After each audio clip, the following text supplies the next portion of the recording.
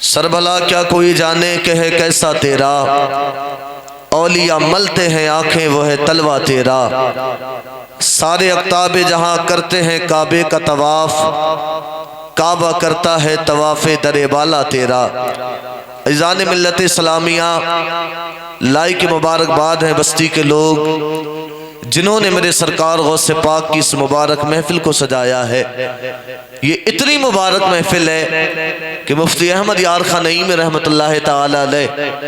آپ فرماتے گئے جس جگہ سرکار غوث پاک کا ذکر ہوتا گئے اللہ تعالیٰ 1 سال تک وہاں برکتیں نازل فرماتا گئے۔ کتنی سال تک؟ 1 سال تک اللہ برکتیں نازل فرماتا گئے۔ اپنے مقدر پہ ناز کرو کہ آپ میرے سرکار غوث پاک کی محفل میں آئے ہیں۔ کچھ لوگ یہ نہ سوچیں کہ ہم سننے کے لیے نہیں گئے، میں کہتا ہوں میرے سرکار غوث پاک نے تجھے بلایا کہ نہیں ہے، تجھے بلایا ہی نہیں۔ آج حالات بھی کچھ ایسے ہوتے گئے۔ میں کہوں گا کہ جب سرکار غوث پاک کی محفلیں سجا کریں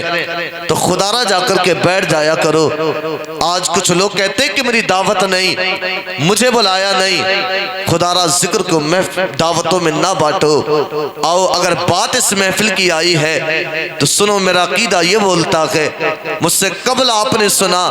کہ جہاں سرکار غوث پاک کا ذکر ہوتا ہے وہاں سرکار غوث پاک بھی آتے گئے، مدینہ کے تاجدار بھی آتے گئے۔ اللہ اکبر، بغداد کی گلیوں سے اعلان ہوا فلا کہ یہاں پہ سرکار غوث پاک کی محفل سجائی جائے گی۔ ایک بڑی غریب خاتون تھی، اپنی بیٹی سے کہا بیٹی تیار ہو جا۔ بیٹی تیار ہوئی، ماں نے بیٹی کا ہاتھ پکڑا، پکڑنے کے بعد اس جگہ لے کر کے آئی گئے جہاں اعلان ہوا تھا سرکار غوث پاک کی محفل سجے گی۔ اللہ اکبر، دروازے پر روک دیا گیا اور کہا گیا خاتون یہ تو بتا تیرے پاس میں کوئی دعوت نامہ ہے کہ نہیں ہے، تیرے پاس میں کوئی انویٹیشن کارڈ ہے کہ نہیں ہے؟ آج بھی لوگ دعوتیں کیا کرتے ہیں کہ میرے گھر سرکار غوث پاک کی محفل گیانا ہے، میرے گھر سرکار غوث پاک کی نیاز گیانا ہے۔ اسی طریقے سے کہا گیا تھا بتا کوئی دعوت نامہ تیرے پاس میں ہے۔ خاتون نے کہا بڑی غریب ہو، شوہر کا سایہ سر پہ نہیں ہے، اتنا کہا دھتکار دیا گیا خاتون کو۔ بیٹی کا ہاتھ پکڑا، پکڑنے کے بعد گھر آئی ہے، آنے کے بعد کہا تھا بیٹی ناراض نہ ہو، بیٹی اداس نہ ہو، سرکار غوث پاک صرف امیروں کے نہیں ہے، سرکار غوث پاک ہم غریبوں کی بھی ہے۔ پوری رات سرکار غوث پاک کا ذکر کرتی رہی، اپنی بیٹی کو سرکار غوث پاک کی کرامتیں سناتی رہی، اپنی بیٹی کو سرکار غوث پاک کی منقبتیں سناتی رہی۔ جب فجر کا وقت ہوا ہے تب ماں نے کہا تھا بیٹی جا میرے لیے وضو کے لیے پانی لے کر کے آ جا۔ بیٹی اٹھی اس کی باہر گئی، جانے کے بعد کیا دیکھا، ایک سفید لباس میں نورانی چہرے والے کھڑے ہیں۔ بیٹی کی چیخ نکلی، کہا ماں دوڑ کے آئی ہے۔ ماں نے آ کر کے کیا دیکھا، ایک سفید لباس میں نورانی چہرے والا کھڑا ہے۔ ماں نے کہا تھا اے آنے والے اتنا تو بتا دے اس وقت میں تو کون کا جو میرے صحن میں آیا ہے؟ اس آنے والے نے کہا تھا نادان شاید تو نے مجھے جانا نہیں ہے، میں کوئی اور نہیں ہوں، مجھے بغداد کا غوث اعظم کہا جاتا ہے، مجھے عبد القادر کہا جاتا ہے۔ آپ چوکھٹ کی طرف بڑھے گئے، آپ نے اپنا سر لیا، اس کی چوکھٹ پہ رکھا۔ خاتون نے کہا تھا اے سرکار غوث اعظم آپ کا مقام تو بڑا اعلیٰ ہے، میری چوکھٹ کو آپ چومیں، میری چوکھٹ اس قابل نہیں ہے۔ سرکار غوث پاک نے کہا تھا نادان تجھے ایسا لگتا ہے میں تیری چوکھٹ کو چوم رہا ہوں، میں تیری چوکھٹ کو نہیں، مجھ سے پہلے میرے نانا مدینے سے آئے تھے، ان کے قدم تیری چوکھٹ پہ پڑ گئے تھے، میں تیری چوکھٹ کا نہیں اپنے نانا کے قدموں کا بوسہ لے رہا ہوں، میں اپنے نانا کے سبحان اللہ، واہ واہ واہ واہ، میں اپنے نانا کے قدموں کا بوسہ لے رہا ہوں۔ ہاں جب سرکار غوث پاک کی محفل، میں کہتا ہوں میرا عقیدہ ہے جہاں محفل ان کی ہوتی ہے وہ بھی آتے ہیں، مدینے کے تاجدار بھی آتے ہیں۔ خدا را ان محفلوں میں جایا کرو اور ان محفلوں کا ادب کیا کرو۔ آج ادب کی بات اگر کریں تو ادب محفلوں سے چلا گیا۔ ہاں کچھ محفلیں ایسی بھی ہوتی ہیں پڑھنے والے بھی شعرا آتے ہیں نا تو وہ ناچا کرتے ہیں، اور ہماری عوام بھی انہی شاعروں کو پسند کرتی ہے جو مشین لگا کے خدا خدا کے پبلک کو نچواتا ہے۔ میں کہتا ہوں میرے سرکار غوث پاک اتنے جلالی ہیں، کبھی ان کی محفلوں میں جب بیٹھو نا تو ادب ملحوظ رکھنا، یہ نہیں کہ سرکار غوث پاک کی محفل ہے حرکتیں اس طرح کی، کبھی ادھر جانا کبھی ادھر جانا۔ میرے سرکار غوث پاک جب بیان کرتے تھے اتنے جلالی، اگر پرندہ بھی گزر کے جاتا یوں نگاہ اٹھاتے وہ زمین پہ آ کر کے گرتا تھا، زمین پہ آ کے۔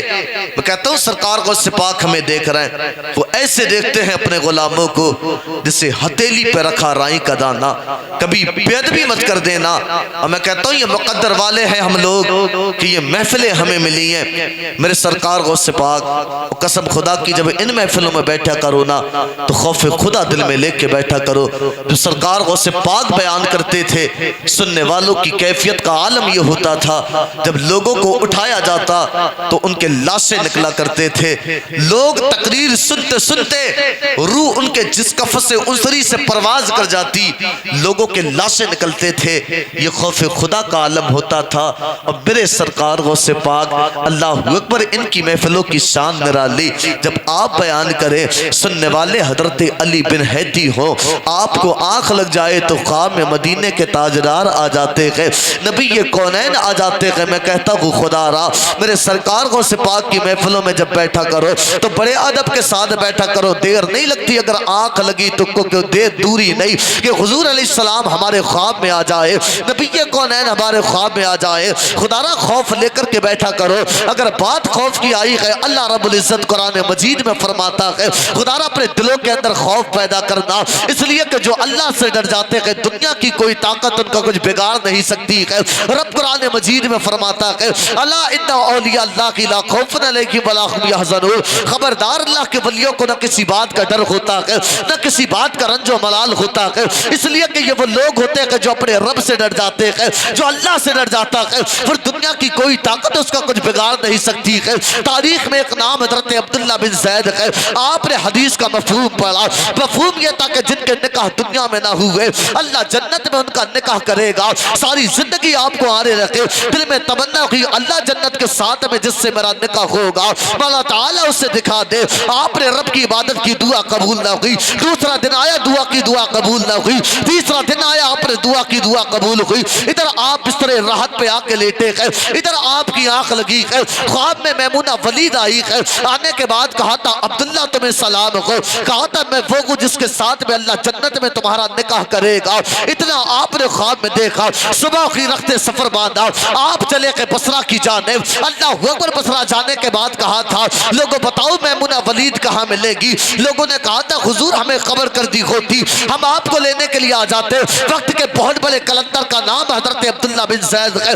وقت کے بہت بڑے ولی کا نام عبداللہ بن زید ہے، آپ جب بصرہ پہنچے میمونہ ولید کی تلاش میں، یہ وہ میمونہ تھی جس سے خواب میں آ کے کہا تھا عبداللہ میں بصرہ کی رہنے والی خاتون ہوں، میں وہ ہوں جس کا نکاح جنت میں تیرے ساتھ ہوگا۔ اللہ اکبر جب آپ بصرہ آئے گئے، آنے کے بعد کہا تو لوگوں بتاؤ میمونہ کہاں ملے گی، لوگوں نے بتایا حضور ہمیں خبر کر دیتے ہم آپ کو لینے کے لیے آ جاتے، آپ نے کہا تھا بتاؤ میمونہ کہاں ہے، جب لوگوں نے اتنا سنا تو لوگ کہنے لگے میمونہ پاگل ہے، لوگ اس کے پتھر برساتے ہیں، آپ کے دل میں خیال آیا اللہ میمونہ پاگل زمانہ جسے پاگل کہتا ہے، لوگ جس کے پتھر برساتے ہیں تو میرے ساتھ میں اس کا جنت میں نکاح کرنے والا ہے، اور صاحب زمانے کو سارا جہاں دیکھ رہا ہے، دیوانہ نہ جانے کہاں دیکھ رہا ہے، آپ نے کہا تھا لوگوں بتاؤ تو سکی میمونہ ولید کہاں ملے گی، آپ کو بتایا حضور میمونہ جنگل کے اندر بکریاں چراتی ہوگی، ادھر پہ بکریاں چراتی ہے، آپ جنگل پہنچے گئے، جانے کے بعد آپ نے کیا دیکھا، وہی جس کے بارے میں پاگل کہا گیا تھا، وہی جس کے بارے میں کہا گیا تھا لوگ اس کے پتھر برساتے ہیں، وہ مسلح بچھا کر کے اپنے رب کی عبادت کر رہی ہے، اس کی بکریاں چر رہی ہے، لیکن چرانے والا کوئی اور نہیں ہے، جنگل کے شیر میمونہ کی بکریوں کو چرا رہے ہیں، آپ دیکھ کر کے حیران ہے مولا آخر بات کیا ہے، بکریوں کو تو نے شیروں کی غذا بنایا ہے، نہ شیر بکری کا کچھ کرتے ہیں نہ میمونہ ولید کا کچھ کرتے ہیں، میمونہ عبادت سے فارغ ہوئی، کہا تھا عبداللہ آئیے تمہیں سلام ہو، حضرت عبداللہ بن زید نے کہا تھا میمونہ یہ تو بتا دے تجھے میرا نام کس نے بتا دیا ہے، کہا تھا جس رب نے میرا پتہ تمہیں بتا دیا ہے اس رب نے تمہارا نام بھی مجھے بتا دیا ہے، آپ نے کہا تھا میمونہ اتنا تو بتا آخر معاملہ کیا ہے، بکریوں کو اللہ نے شیروں کی غذا بنایا ہے، نہ شیر تیرا کچھ کرتے ہیں نہ تیری بکریوں کا کچھ کرتے ہیں، تو میمونہ ولید نے کہا تھا عبداللہ وجہ یہ ہے میں نے عبادت کے ذریعے اپنے رب کو راضی کر لیا ہے، میری بکریوں نے جنگل کے شیروں کو راضی کر لیا۔ نعرہ تکبیر، نعرہ رسالت، نعرہ غوث، ذکر غوث اعظم، ذکر غوث اعظم، نعرہ تکبیر۔ کہا تھا میں نے عبادت کے ذریعے اپنے رب کو راضی کر لیا ہے، بکریوں نے شیروں کو راضی کر لیا ہے۔ میں کہتا ہوں جب آپ اللہ سے ڈر جاتے ہیں پھر دنیا کی کوئی طاقت آپ کا کچھ نہیں بگاڑ سکتی۔